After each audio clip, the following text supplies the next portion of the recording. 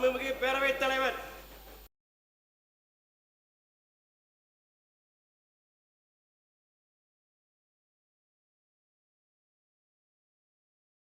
அவை அறிந்து ஆராய்ந்து சொல்லுக, சொல்லின் தொகையறிந்து தூய்மையவர். சொற்களின் தொகுதியை அறிந்த தூய அறிவாளர்கள் அவையின் தன்மையை அறிந்து தான் சொல்லப்போவதையும் நன்றாக ஆராய்ந்தே எதனையும் சொல்ல வேண்டும். தமிழ்நாடு சட்டப்பேரவை முன்னாள் உறுப்பினரான திரு மு. சுருளிவேல் அவர்கள் 26/6/2026 அன்று மறைவுற்ற செய்தியினை இப்பேரவைக்கு வருத்தத்துடன் தெரிவித்துக் கொள்கிறேன். திரு மு. சுருளிவேல் அவர்கள் 1971, 1976 ஆண்டுகளில் போடிநாயக்கனூர் தொகுதியிலிருந்து தமிழ்நாடு சட்டமன்ற பேரவைக்கு தேர்ந்தெடுக்கப்பட்டு சிறந்த முறையில் பணியாற்றினார்கள். இம்முன்னாள் உறுப்பினரது மறைவால் அவரை பிரிந்து வருந்தும் அவரது குடும்பத்தினருக்கு ஆழ்ந்த இரங்கலையும் அனுதாபத்தையும் இப்பேரவையின் சார்பிலும் என் சார்பிலும் தெரிவித்துக் கொள்கிறேன். மறைந்த இப்பெருந்தகைக்கு மரியாதை செலுத்தும் வகையில் மாண்புமிகு உறுப்பினர் அனைவரும் எழுந்து 2 மணித்துளிகள் அமைதி காக்குமாறு கேட்டுக்கொள்கிறேன்.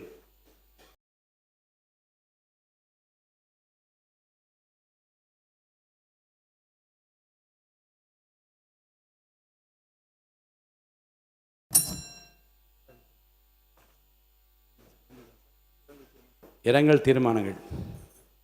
பிரபல திரைப்பட இயக்குனர் மற்றும் நடிகர் திரு கே. பாக்கியராஜ் அவர்கள் மறைவு குறித்து தமிழ் திரையுலகின் திரைக்கதை மன்னன் என்று போற்றப்பட்டவரும் சிறந்த நடிகரும் இயக்குனருமான திரு கே. பாக்கியராஜ் அவர்கள் 27/6/2026 அன்று மறைவுற்ற செய்தி அறிந்து இப்பேரவை மிகுந்த அதிர்ச்சியும் ஆற்றோனா துயரமும் கொள்கிறது.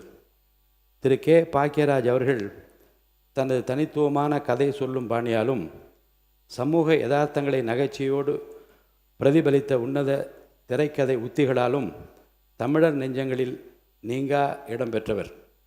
அன்னாரது மறைவால் அவரை இழந்து வாடும் அவரது குடும்பத்தினருக்கும் தமிழ் திரையுலகினர் உள்ளிட்ட அனைவருக்கும் இப்பேரவை தனது ஆழ்ந்த இரங்கலையும் அனுதாபத்தினையும் தெரிவித்துக் கொள்கிறது.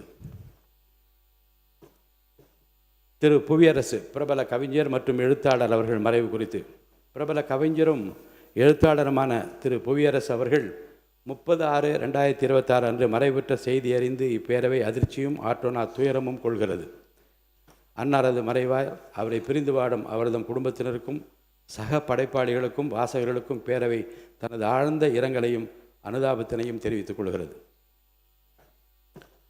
பிரபல பின்னணி பாடகி திருமதி எஸ். ஜானகி அவர்கள் மறைவு குறித்து இசை உலகில் தென்னிந்தியாவின் நைட்டிங்கேல் என்று இந்திய திரையுலகால் போற்றப்பட்ட பின்னணி பாடகி திருமதி எஸ். ஜானகி அவர்கள் 11/7/2026 அன்று மறைவுற்ற செய்தி அறிந்து இப்பேரவை மிகுந்த அதிர்ச்சியும் ஆற்றோனா துயரமும் கொள்கிறது. திருமதி எஸ். ஜானகி அவர்கள் தமிழ், தெலுங்கு, கன்னடம், மலையாளம் மற்றும் இந்தி உள்ளிட்ட பல்வேறு இந்திய மொழிகளில் சுமார் 48,000க்கும் அதிகமான பாடல்களை பாடி 7 சகாப்தங்களை தனது காந்த குரலால் ஒட்டுமொத்த இந்திய இசை ரசிகர்களின் நெஞ்சங்களையும் ஆட்கொண்ட பெருமைக்கு உரியவர். அன்னாரது மறைவால் அவரை இழந்து வாடும் அவரது குடும்பத்தினருக்கும் அவரது ரசிகர்கள் மற்றும் தமிழ் திரையுலகினர் உள்ளிட்ட அனைவருக்கும் இப்பேரவை தனது ஆழ்ந்த இரங்கலையும் அனுதாபத்தினையும் தெரிவித்துக் கொள்கிறது. திரு பூமணி பிரபல எழுத்தாளர் அவர்கள் மறைவு குறித்து தமிழ் இலக்கிய உலகின் சிறந்த எழுத்தாளர் திரு பூமணி அவர்கள் 12/7/2026 அன்று மறைவுற்ற செய்தி அறிந்து இப்பேரவை அதிர்ச்சியும் ஆற்றோனா துயரமும் கொள்கிறது. திரு பூமணி அவர்கள் கரிசல்லத்தின் மண் வாசனையையும் அடித்தட்டு மக்களின் வாழ்வின் நுட்பமான யதார்த்தங்களையும் வரலாற்றின் ஆழமான சாட்சியங்களும் நிரம்பிய படைப்புகளின் மூலம் தமிழ் இலக்கியத்தை செழுமைப்படுத்தியவர். அஞ்ஞாடி என்ற நாவலுக்காக சாகித்ய அகாடமி விருது பெற்றவர். அவரது வெக்கை நாவலை அடிப்படையாக கொண்டு உருவான அசுரன் திரைப்படம் அவரது எழுத்தின் வீச்சை உலகறிய செய்தது. தமிழ் மொழிக்கும் இலக்கியத்திற்கும் அவர் ஆற்றிய பங்களிப்பு என்றும் நினைவு கூறப்படும். அவரின் மறைவு தமிழ் இலக்கிய உலகிற்கு ஈடு செய்ய முடியாத பேரிழப்பாகும். அன்னாரது மறைவால் அவரை பிரிந்து வாடும் அவரது குடும்பத்தினருக்கும் சக படைப்பாளிகளுக்கும் வாசகர்களுக்கும் இப்பேரவை தனது ஆழ்ந்த இரங்கலையும் அனுதாபத்தினையும் தெரிவித்துக் கொள்கிறது. இந்த இரங்கல் தீர்மானங்களை நிறைவேற்றும் முகத்தானும் மறைந்த பெருந்தகைகளுக்கு மரியாதை செலுத்தும் வகையிலும் மாண்புமிகு உறுப்பினர்கள் அனைவரும் எழுந்து 2 மணித்துளிகள் அமைதி காக்குமாறு கேட்டுக்கொள்கிறேன்.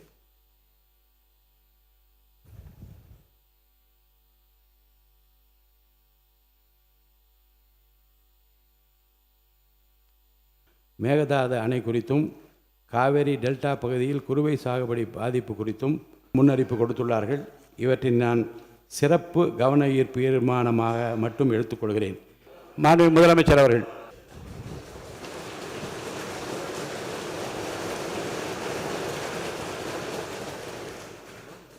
மாண்புமிகு பேரவைத் தலைவர் அவர்களே,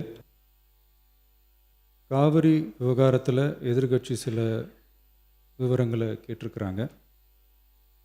காவிரி நமக்கு உயிர் ஆதாரம், நம்மளோட உணர்வு ரீதியான ஒன்று. அதனால் அதை வச்சு அரசியல் பண்ணுற எண்ணம் துளி கூட நம்ம அரசுக்கு இல்லை.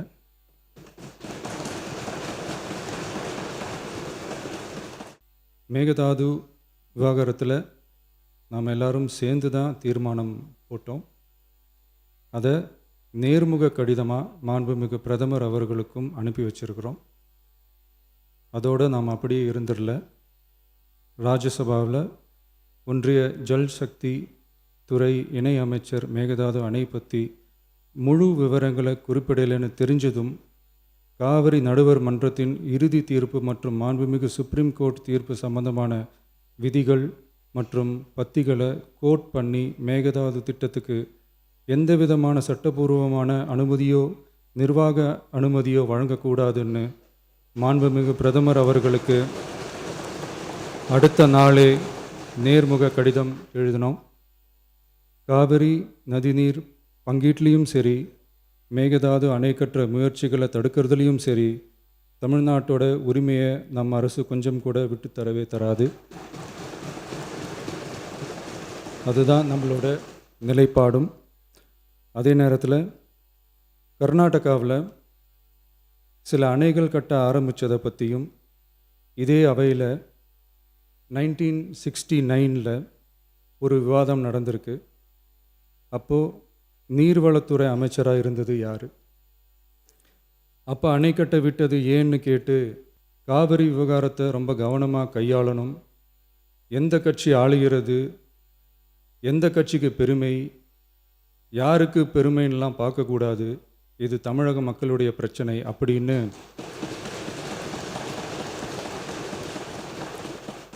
அப்போ இருந்த எதிர்க்கட்சி தலைவர் திரு கருத்திருமன் அவர்கள் சொன்னதை இந்த சபையில் சொல்ல விரும்புகிறேன். காவிரி பிரச்சனையில் சம்பந்தப்பட்ட 2 மாநிலங்களும் ஒன்றிய அரசும் உட்கார்ந்து முடிவெடுக்கணும்னு 1969 இந்த சபையில் பேசியிருக்கிறாங்க. அதுக்கப்புறம் நிலைமை வேறு மாதிரியெல்லாம் போயிடுச்சுன்னும் நம்ம எல்லாருக்குமே தெரிஞ்சது தான். சட்டப்படி இந்த பிரச்சனையை அணுகிறதுல நாம் உறுதியாக இருக்கிறோம், அதில் மாற்றமே இல்லை. இருந்தாலும் ஒரு அட்டெம்ப்ட் எடுத்து பார்க்கலாம்னு தோணுனது தான் அந்த பெங்களூர் விசிட். அப்படி ஒரு விசிட் பற்றி ஃபஸ்ட்டு யோசித்து கேட்டதும் நான் தான். நாம் பெங்களூர் போக நினச்சதை பற்றி பல ஒப்பீனியன்ஸ் வந்துச்சு. நாம் போக நினச்சதுக்கு காரணம், ஒருவேளை இந்த பிரச்சனை தீர்க்கறதுக்கான ஒரு பாசிட்டிவ் சைன் கிடைச்சா நல்லா இருக்குமேன்னு ஒரு எண்ணத்தில் தான். இன்றைய காலத்தில் பகை நாடுகளை பேசி தீர்க்க பார்க்குறாங்க, பக்கத்து மாநிலத்தோடு பேசி பார்த்தா என்னன்னு நினச்சேன்.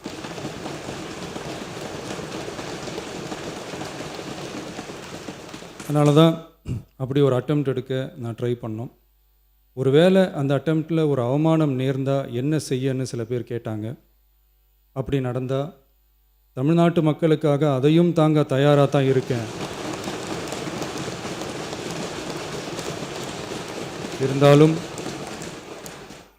இருந்தாலும் நம்ம மேலே அன்பு காட்டின அத்தனை பேருக்கும் என்னோட நன்றிகள்.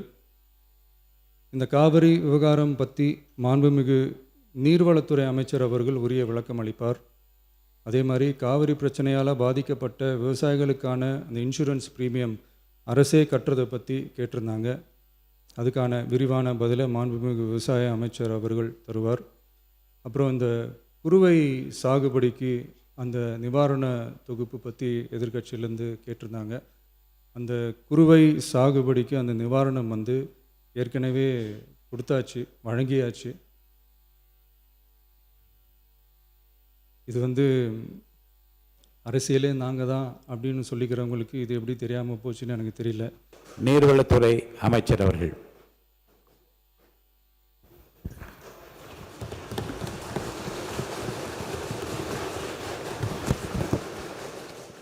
மாண்புமிகு பேரவைத் தலைவர் அவர்களே, காவேரி நீர் பங்கீடு மற்றும் மேகதாது அணை தொடர்பாக மாண்புமிகு உறுப்பினர்களால் சில கருத்துக்கள் வைக்கப்பட்டுள்ளன.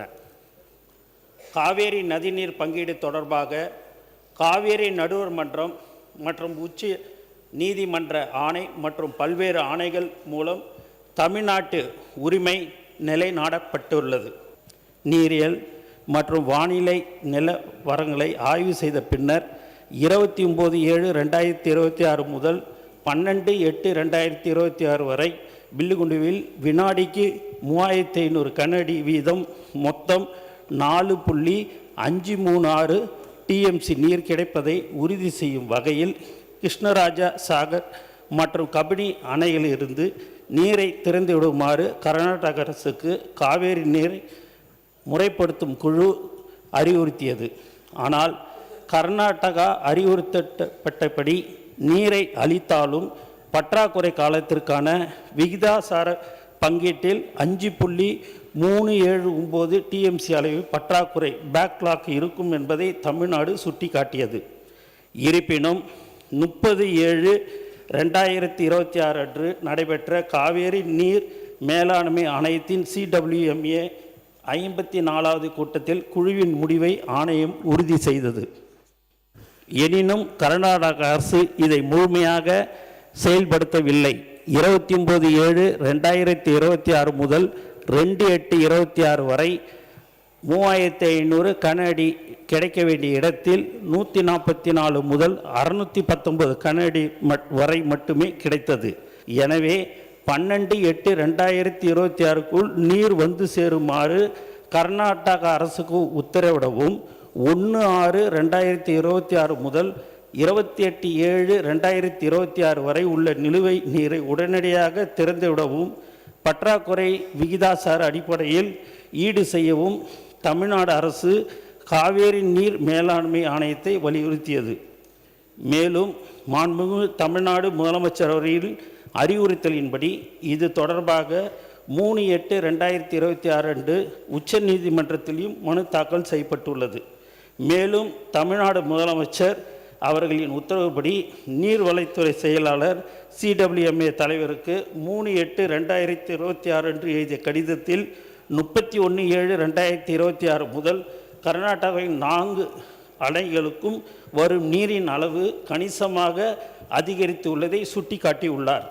எனவே தமிழ்நாட்டிற்கான விகிதாசார பங்கீட்டை மறு ஆய்வு செய்யும் 12/8/2026க்குள் 26.594 TMC நீர் வந்து சேரும் வகையில் கிருஷ்ணராஜ சாகர் மற்றும் கபினி அணைகளிலிருந்து நீரை விடுவிக்க கர்நாடகாவிற்கு உத்தரவிடவும் அவர் கோரிக்கை விடுத்துள்ளார். மேலும் CWCRயிடமும் 5/8/2026 அன்று தமிழ்நாடு அரசு இதே கோரிக்கையை முன்வைத்துள்ளது. மேட்டூர் அணை தொடர்பாக இந்த ஆண்டு ஜூன் மாதத்தில் நிலவிய குறைவான நீர்வரத்து காரணமாக வழக்கம்போல் ஜூன் 12 அன்று பாசனத்திற்கான அணையை திறக்க இயலாத நிலை ஏற்பட்டது. அந்த சூழ்நிலையில் குடிநீர் தேவைக்கு முன்னுரிமை அளித்து மேட்டூர் அணை மிகுந்த கவனத்துடன் நிர்வகிக்கப்பட்டது.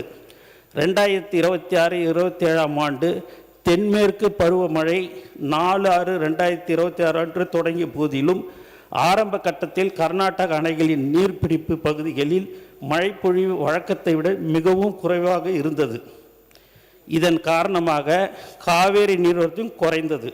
மேட்டூர் அணையின் நீர் இருப்பு வழக்கமாக ஜூன் 12 அன்று பாசனத்திற்கு திறக்க வேண்டிய அளவிற்கு இல்லை.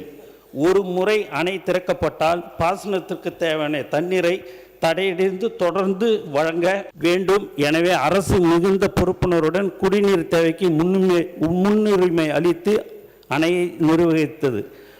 1974-75 முதல் கடந்த 52 ஆண்டுகளில் ஒரு ஆண்டில் மே மாதத்திலும் 18 ஆண்டுகளில் ஜூன் மாதத்திலும் அணை திறக்கப்பட்டது. நீர் பற்றாக்குறை நிலவிய வறட்சி ஆண்டுகளில் மேட்டூர் அணை 16 ஆண்டுகளில் ஜூலை மாதத்திலும் 11 ஆண்டுகளில் ஆகஸ்ட் மாதத்திலும் 3 ஆண்டுகளில் செப்டம்பர் மாதத்திலும் 2 ஆண்டுகளில் அக்டோபர் மாதத்திலும் மேலும் ஒரு ஆண்டில் நவம்பர் மாதத்திலும் 1987 திறக்கப்பட்டது. இது போன்ற பற்றாக்குறை நிலவிய ஆண்டுகளில் எடுக்கப்பட்ட நடவடிக்கை பரிசீலிக்கப்பட்டு தக்க நடவடிக்கை எடுக்கப்படும். ஆனால் தற்போது நீர்வரத்து அதிகரித்த நிலையிலும் தமிழ்நாட்டுக்கு உரிய அளவு நீர் முழுமையாக வழங்கப்படவில்லை. 6/8/2026 காலை நிலவரப்படி தமிழ்நாடு பெற்றுள்ள மொத்த நீர் 4.947 டிஎம்சி மட்டுமே. இறுதி தீர்ப்பின்படி கிடைக்க வேண்டிய அளவு 46.359 டிஎம்சி ஆகும். இதனால் 41.412 டிஎம்சி பற்றாக்குறை ஏற்பட்டுள்ளது. கர்நாடகாவிலிருந்து தொடர்ச்சியான நீர்வரத்து, மேட்டூர் அணையின் நீர் இருப்பு, டெல்டா பாசன தேவைகள் மற்றும் குடிநீர் பாதுகாப்பு ஆகிய அனைத்தையும் ஒருங்கிணைந்து ஆய்வு செய்து நாள்தோறும் நிலைமையை அரசு கண்காணித்து வருகிறது. சூழ்நிலைக்கு தகுந்தபடி பாசனத்திற்கு மேட்டூர் அணை திறப்பது பற்றி முடிவெடுக்கப்படும். மாண்புமிகு தமிழ்நாடு முதலமைச்சர் அவர்களின் தலைமையிலான இந்த அரசு காவேரி உரிமை தொடர்பாக எந்த நிலையிலும் சமரசம் செய்து கொள்ளாது. தேவையான அனைத்து நடவடிக்கைகளையும் இந்த அரசு தொடர்ந்து மேற்கொண்டு வருகிறது. டெல்டா விவசாயிகளின் நலன், குடிநீர் பாதுகாப்பு மற்றும் தமிழ்நாட்டின் சட்டப்பூர்வமான காவேரி உரிமை ஆகியவற்றை முழுமையாக பாதுகாப்பதில் இந்த அரசு உறுதியாக செயல்பட்டு வருகிறது. இனியும் அதே உறுதியுடன் செயல்படும் என்பதை இப்பேரவைக்கு தெரிவித்துக் கொள்கிறேன்.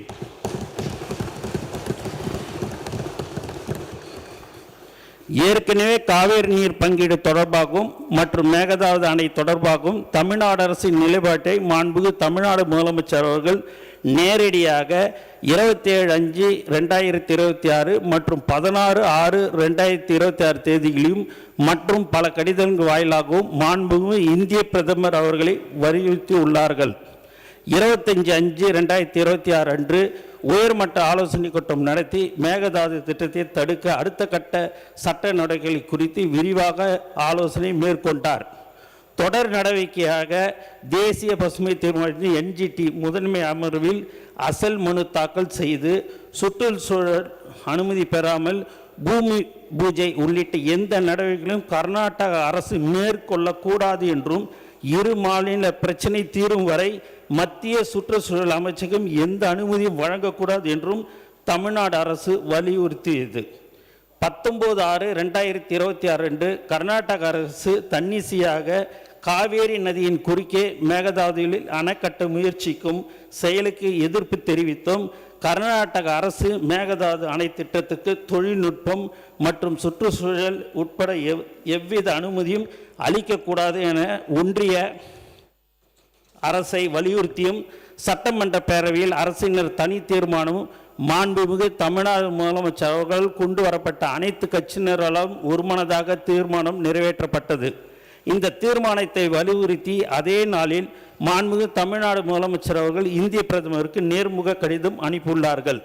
மேலும் மேகதாது அணை கட்டுவது தொடர்பாக முழுமையான விவரங்கள் இல்லாமல் மாநிலங்களில் 27/7/2026 அன்று மாண்புமிகு ஒன்றிய ஜல்சக்தி துறை இணை அமைச்சர் அவர்கள் 16/2/2018 நாளிட்ட மாண்புமிகு உச்சநீதிமன்ற தீர்ப்பில் காவேரியின் கீழ்ப்படுக்கை மாநிலங்களின் ஒப்புதலை கர்நாடக அரசு பெற வேண்டும் என்று வெளிப்படையாக குறிப்பிடப்படவில்லை என தெரிந்ததை அடுத்து 28/7/2026 அன்று மாண்பு தமிழ்நாடு முதலமைச்சர் அவர்கள் மாண்புமிகு இந்திய பிரதமருக்கு எழுதிய நேர்முக கடிதத்தில் காவேரி நடுவர் மன்றத்தின் இறுதி தீர்ப்பு மற்றும் மாண்புமிகு உச்ச நீதிமன்ற தீர்ப்பினை தொடர்புடைய விதிகளை மேற்கோள் காட்டி அத்திட்டத்திற்கு எந்தவித சட்டப்பூர்வமான அல்லது நிர்வாக அனுமதியும் வழங்க கூடாது என்றும் 27/7/2026 அன்று மாநிலங்களில் எழுப்பப்பட்ட கேள்விக்கு எண் 876க்கு மாநிலங்களுக்கு இடையிலான நீர் விவகாரங்களில் நடைமுறையுள்ள சட்டத்தையும் பொருந்தக்கூடிய சட்ட கோட்பாடுகளையும் குறிப்பிடாமல் மாண்புமிகு ஒன்றிய ஜல்சக்தி துறை இணை அமைச்சர் அவர்கள் அளித்த பதில் திரும்ப பெறப்பட வேண்டும் என்று வலியுறுத்தியுள்ளார்கள்.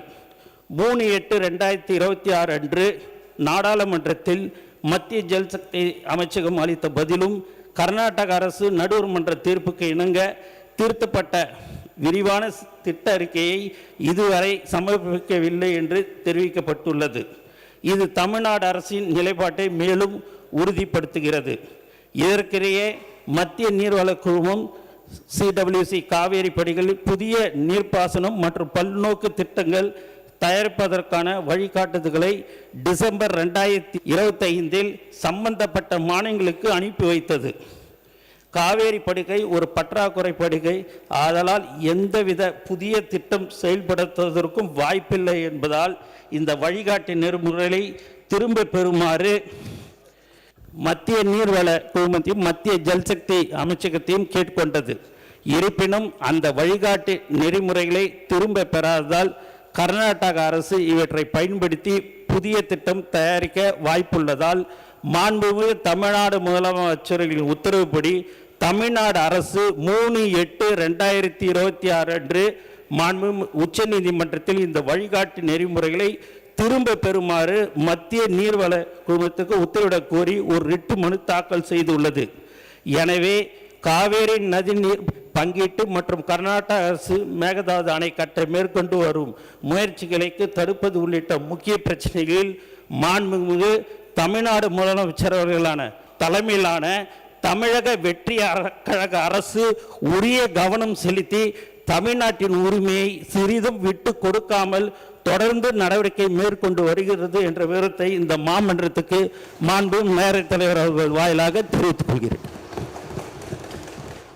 அரசினர் தனி தீர்மானமாக மாண்புமிகு நிதி திட்டம் மற்றும் வளர்ச்சித்துறை அமைச்சர் அவர்கள்.